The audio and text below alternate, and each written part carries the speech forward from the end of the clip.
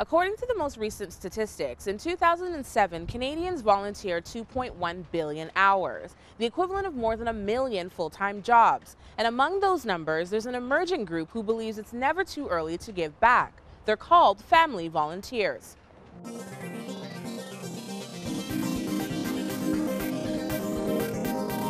It's a trend few organizations are taking advantage of. One of the organizations that is reaching out to families is the Scott Mission in downtown Toronto. Capital city, it starts with T. Vance and Wendy Sutherland volunteer with their teenagers.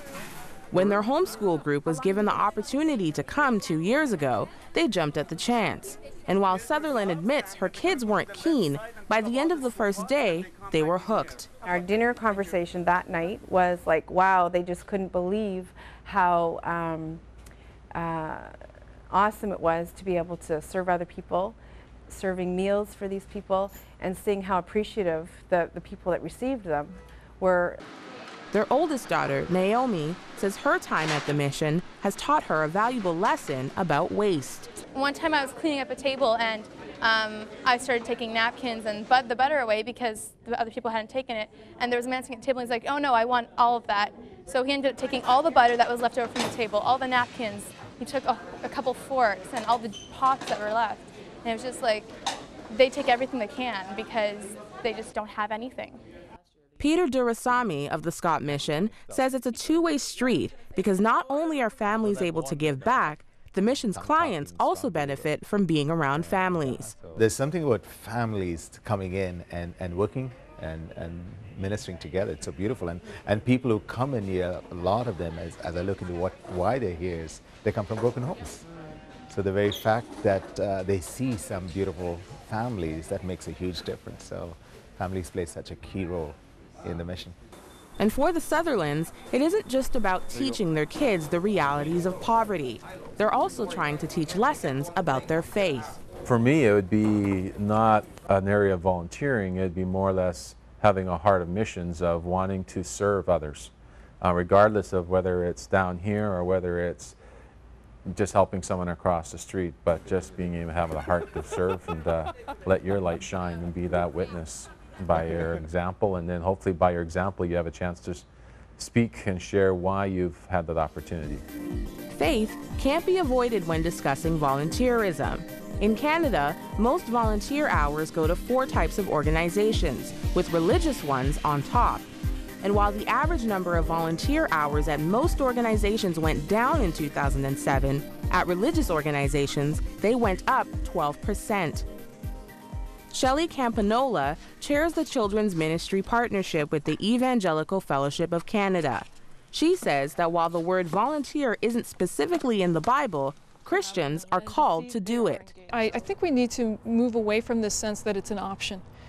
It's not an option. We're called to be involved in people's lives. The principle of serving without regard for what you get out of it, without regard for compensation, is very strong in the scriptures. For Christians, Campagnola says it's important to know why you're volunteering. It's not always about what we have to offer, but also what we can learn. I have a friend who's a pastor of a church, and she said to me a couple of years ago, you know, all these churches, they come in and they parachute in and they provide these meals and do the worship, but they never actually sit and worship with the people that we're trying to reach. And that really struck me because I thought, yeah, again, it's that us versus them.